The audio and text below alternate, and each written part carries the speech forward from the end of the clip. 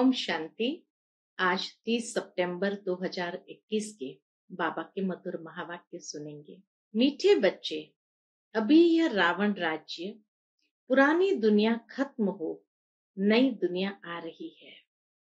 इसीलिए श्रीमत पर चल, पवित्र बनो तो श्रेष्ठ देवी देवता बनेंगे। आज की मुरली से प्रश्न है, बाप अपने बच्चों को सत्यनारायण की कथा सुनाते हैं। उस कथा का रहस्य क्या है? उत्तर है, उसका रहस्य है बादशाही लेना और गंवाना। अलफ को अल्लाह मिला तो गदाई छोड़ दी। जो विश्व के मालिक थे वही 84 जन्म ले राजाएं गवा देते हैं। फिर बाप उन्हें राजाई देते हैं। पतित से पावन बनना, गदाई छोड़ राजाई लेना, यही सच्ची सत्यनारायण की कथा बाप सुनाते हैं। आज की मुरली से पहले गीत बजा है, आखिर वह दिन आया आज। ओम शांति। ओम शांति का अर्थ तो रूहानी बाप ने समझाया है। ओम माना अहम आत्मा हूं और मेरा शरीर है। आत्मा तो देखने में नहीं आती है, ये समझ में आता है। मैं आत्मा हूं, यह मेरा शरीर है। आत्मा में ही मन बुद्धि है, शरीर में बुद्धि नहीं है। आत्मा में ही संस्कार अच्छे व बुरे रहते हैं। मुख्य है आत्मा। उस आत्मा को कोई देख नहीं सकते हैं।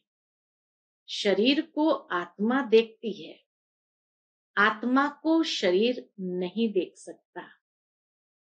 आत्मा को शरीर नहीं देख सकता, लेकिन वो आत्मा शरीर को देखती है। आत्मा को शरीर नहीं देख सकता। जान सकते हैं कि आत्मा निकल जाती है तो शरीर जड़ हो जाता है। आत्मा देखी नहीं जाती है, शरीर देखा जाता है। वैसे ही आत्मा का जो फादर है, जिसको ओ गॉड फादर कहते हैं, वह भी देखने में नहीं आते हैं। उनको समझा जा सकता है, जाना जा सकता है। आत्माएं सब ब्रदर्स है। शरीर में आते हैं तो कहेंगे यह भाई भाई है, वह भाई बहन है। आत्माओं का बाप है परमपिता परमात्मा।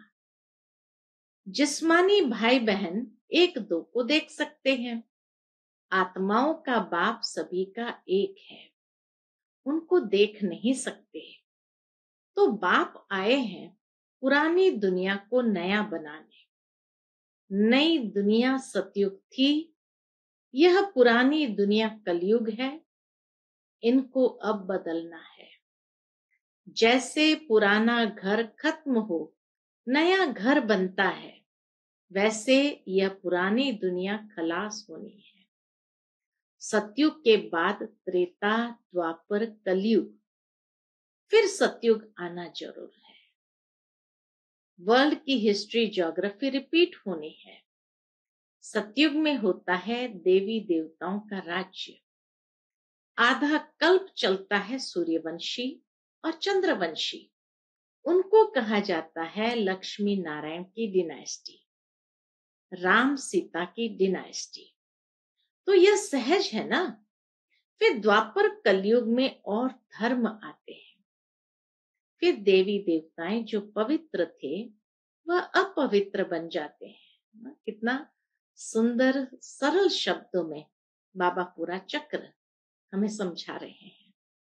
इनको कहा जाता है रावण राज्य। रावण को वर्ष वर्ष जलाते हैं, परंतु जलता ही नहीं है। यह है सबसे बड़ा दुश्मन, इसलिए उनको जलाने की रस्म पड़ गई है।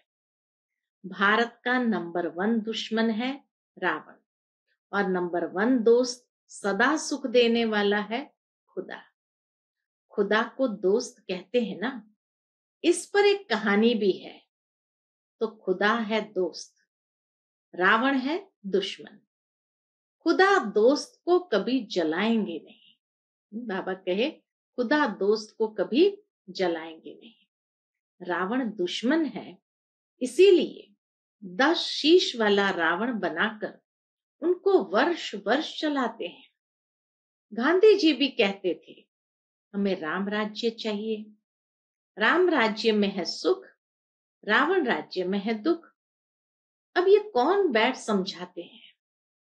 पतित पावन बाप शिव बाबा, ब्रह्मा दादा। बाबा हमेशा सही करते हैं, बाप दादा। ब्रह्मा बाबा साइन करते थे तो बाप दादा लिखते थे। प्रजापिता ब्रह्मा भी तो सबका होगा। जिसको एडम कहा जाता है उनको ग्रेट ग्रेट ग्रैंडफादर कहा जाता है। मनुष्य सृष्टि में प्रजापिता हुआ। प्रजापिता ब्रह्मा द्वारा ब्राह्मण, फिर ब्राह्मण 100 देवी देवता बनते हैं। देवता क्षत्रिय वैश्य शूद्र बन जाते हैं। इनको कहा जाता है प्रजापिता ब्रह्मा। मनुष्य सृष्टि का बड़ा।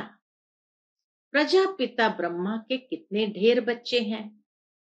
बाबा बाबा कहते रहते हैं। यह है साकार बाबा, शिव बाबा है निराकार बाबा। गाया भी जाता है प्रजापिता ब्रह्मा द्वारा नई मनुष्य सृष्टि रचते हैं। यह है पतित दुनिया, रावण राज्य। अब रावण की आसुरी दुनिया खत्म हो जाएगी, उसके लिए यह महाभारत लड़ाई है। फिर सतयुग में इस रावण दुश्मन को कोई जलाएंगे नहीं। रावण होगा ही नहीं। रावण ने ही यह दुख की दुनिया बनाई है। ऐसे नहीं जिनके पास पैसे बहुत है, बड़े बड़े महल आदि है, वह स्वर्ग में है। बाप समझाते हैं भल किसके पास करोड़ है परंतु शांति नहीं है। पैसे आदि तो सब मिट्टी में मिल जाने वाले हैं। नई दुनिया में फिर नई खानियां निकलती है, जिससे नई दुनिया के महल आदि सारे बनाए जाते हैं। ये पुरानी दुनिया अब खत्म होनी है। सतयुग में है वाइसलेस, संपूर्ण निर्विकारी। वहां बच्चे योग बल से पैदा होते हैं। विकार वहां होता ही नहीं। न देह अभिमान, न क्रोध, न काम, 5 विकार होते ही नहीं। इसलिए वहां कब रावण को जलाते ही नहीं। सतयुग में, त्रेता युग में कभी रावण को जलाते ही नहीं। यहाँ तो रावण राज्य है, इसलिए सब पुकारते हैं हे पतित पावन आओ। वह तो लिबरेटर भी है, सबका दुख हरता है। अभी सब रावण राज्य में है। बाप को आकर छुड़ाना पड़ता है। अब बाप कहते हैं तुम पवित्र बनो। यह पतित दुनिया खत्म होनी है। जो श्रीमत पर चलेंगे वह श्रेष्ठ देवी देवता बनेंगे। विनाश तो होगा, सब खत्म हो जाएंगे, बाकी कौन बचेंगे? जो श्रीमत पर पवित्र रहते हैं वही बाप की मत पर चल विश्व की बादशाही का वर्षा पाते हैं। इन लक्ष्मी नारायण का राज्य था ना, अभी तो रावण राज्य है जो खत्म होना है। सतयुगी राम राज्य स्थापन होना है। राम व सीता वाला नहीं। बाबा कहे राम व सीता वाला नहीं। शास्त्रों में तो बहुत फालतू बातें लिख दी है। लंका ये सारी दुनिया है। बाबा की रामायण जैसे बेहद की है। इसमें रावण का राज्य है। भारत सोने की चिड़िया था सतयुग में, जबकि दूसरा कोई राज्य ही नहीं था। बाप भारत में आकर फिर से सोने की चिड़िया स्वर्ग बनाते हैं। बाकी जो इतने धर्म है सब खत्म हो जाएंगे। समुद्र भी उछल मारेगा। बॉम्बे क्या था? एक छोटा सा गांवड़ा था। अभी सतयुग की स्थापना होती है, फिर बॉम्बे आदि रहेगी नहीं। सतयुग में बहुत थोड़े मनुष्य होते हैं। कैपिटल दिल्ली होती है, जहां लक्ष्मी नारायण का राज्य होता है। दिल्ली सतयुग में परिस्तान थी, दिल्ली ही गद्दी थी। राम राज्य में भी दिल्ली ही कैपिटल रहती है ना। सतयुग से लेकर के कलयुग अंत तक दिल्ली ही कैपिटल रहती है। परंतु राम राज्य में हीरे जवाहरों के महल थे, अथाह सुख था। बाप कहते हैं, तुमने विश्व का राज्य गंवाया है, मैं फिर से देता हूं। तुम मेरी मत पर चलो। श्रेष्ठ बनना है तो सिर्फ क्या करो? श्रेष्ठ बनना है तो सिर्फ मुझे याद करो और किसी देहधारी को याद नहीं करो। अपने को आत्मा समझ मुझ बाप को याद करो, तो तुम तमो प्रधान से सतो प्रधान बन जाएंगे। तुम मेरे पास चले आएंगे, तुम मेरे गले की माला बन फिर विष्णु के गले की माला बन जाएंगे। माला में ऊपर में हूं मैं। बाबा कहे माला में ऊपर हूं मैं। फिर युगल है ब्रह्मा सरस्वती, वही सतयुग के महाराजा महारानी बनते हैं। उन्हों की फिर सारी माला है जो नंबरवार गद्दी पर बैठते हैं। मैं भारत को इन ब्रह्मा सरस्वती और ब्राह्मणों द्वारा स्वर्ग बनाता हूं। जो मेहनत करते हैं उन्हों के फिर यादगार बनते हैं। आत्माओं का रहने का स्थान है परम धाम, जिसको ब्रह्मांड भी कहते हैं।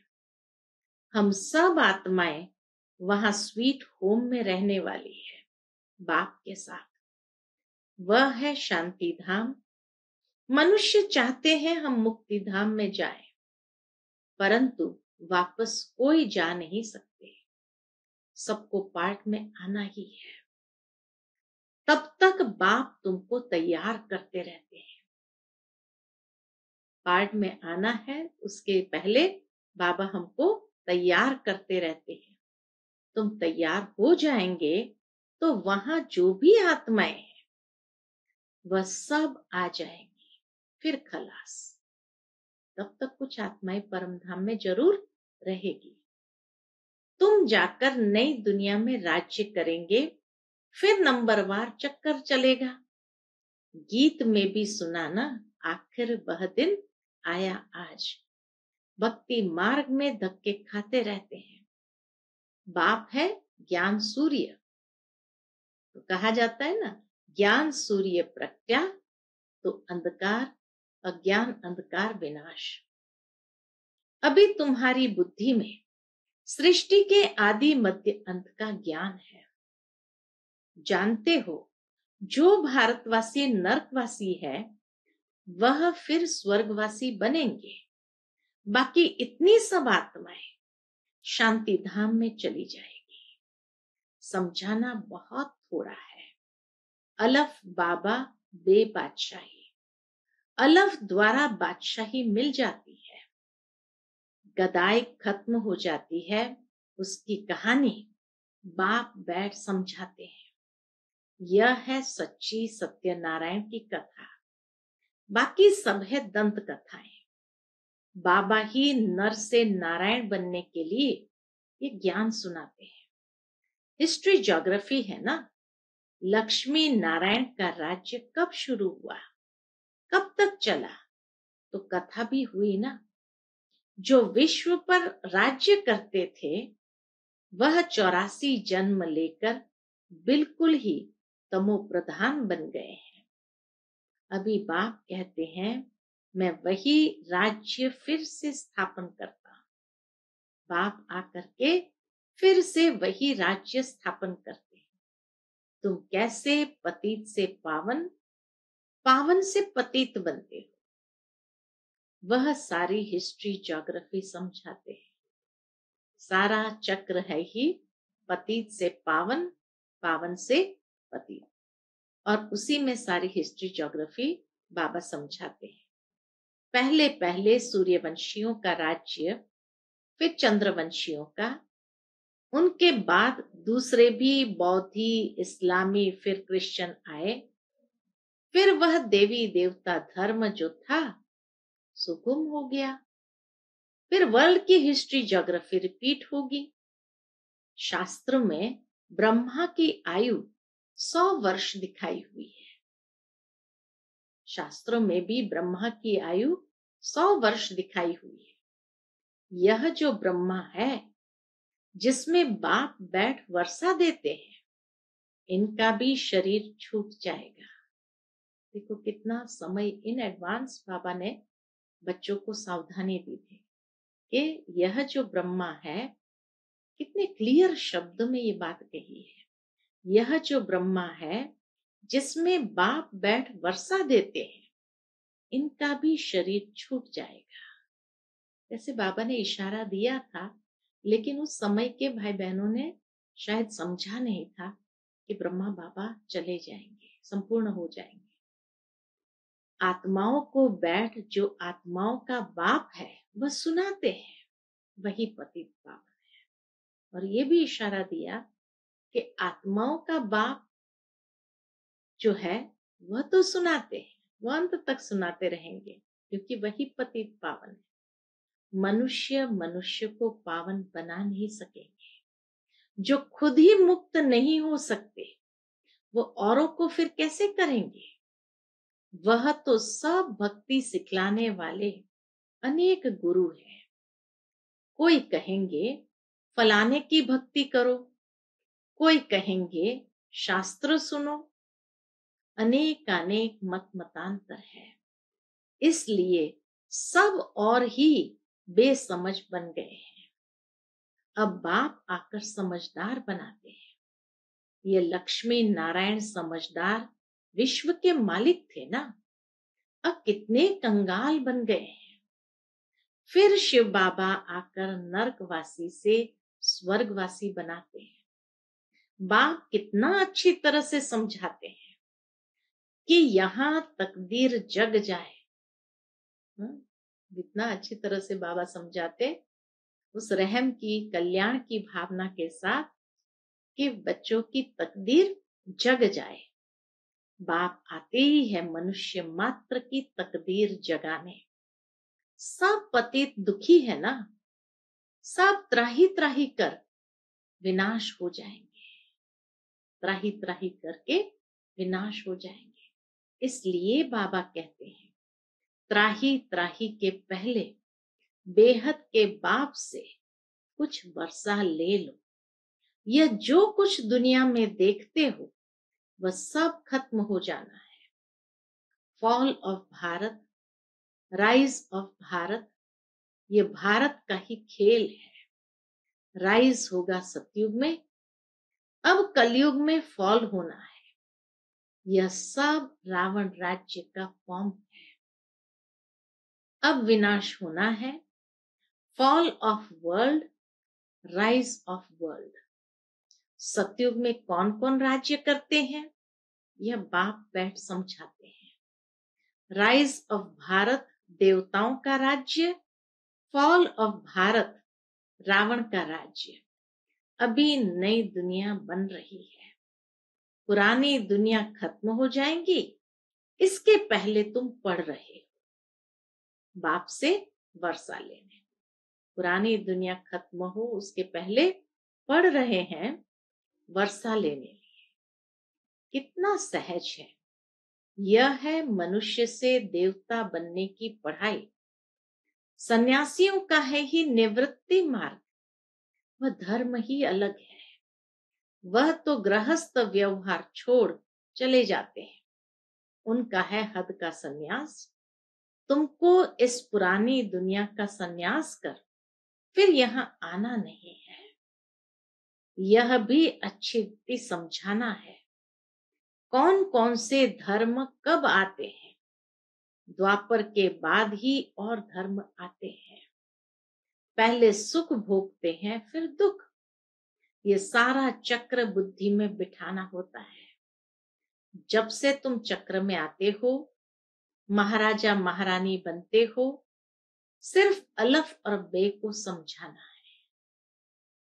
बाबा किसको विलायत में जाने की मना नहीं करते हैं।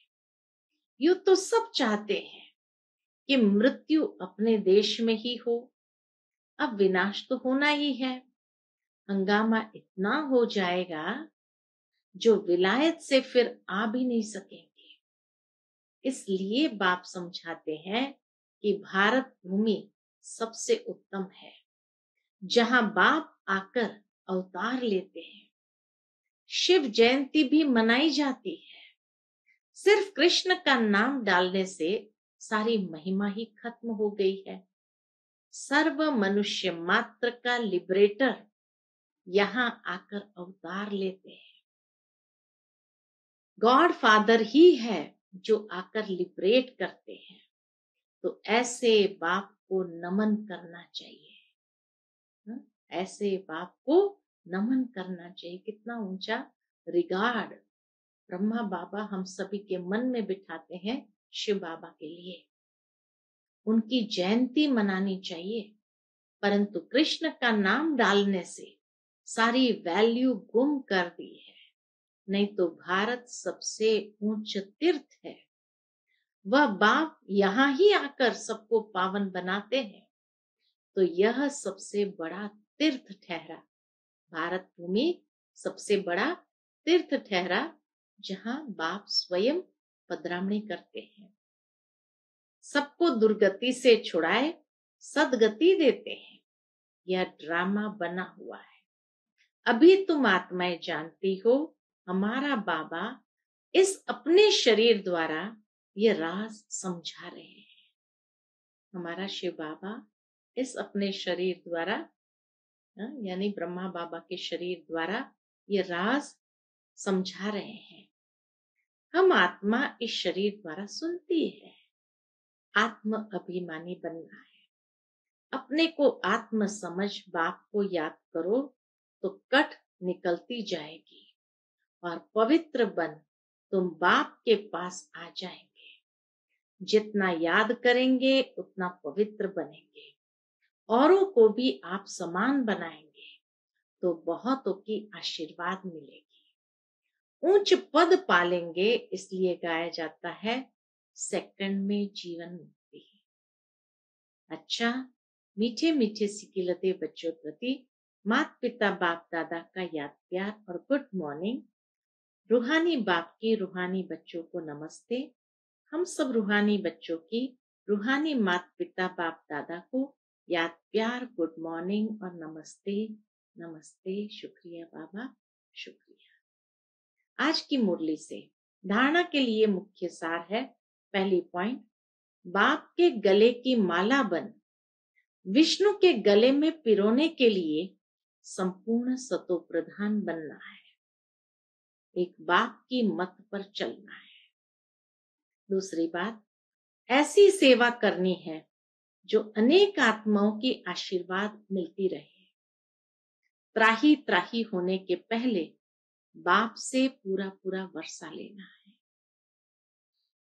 आज का बाबा का मधुर वरदान हम बच्चों के प्रति है। ताज और तिलक को धारण कर बाप दादा के मददगार बनने वाले दिल तख्त नशीन भव। ताज और तिलक को धारण कर बाप दादा के मददगार बनने वाले दिल तख्त नशीन भव। जब कोई तख्त पर बैठते हैं तो तिलक और ताज उनकी निशानी होती है। ऐसे जो दिल तख्त नशीन है, उनके मस्तक पर सदैव अविनाशी आत्मा की स्थिति का तिलक दूर से ही चमकता हुआ नजर आता है। सर्व आत्माओं के कल्याण की शुभ भावना उनके नैनों से व मुखड़े से दिखाई देती है। उनका हर संकल्प, वचन और कर्म बाप के समान होता है। आज का बाबा का मधुर स्लोगन है, सरल याद के लिए सरलता का गुण धारण करो, संस्कारों को सरल बनाओ। सरल याद के लिए सरलता का गुण धारण करो, संस्कारों को सरल बनाओ। शांति, Om Shanti. To watch Peace of Mind channel videos on YouTube, subscribe us on youtube.com/tvpeaceofmind. Just a click for a peaceful life.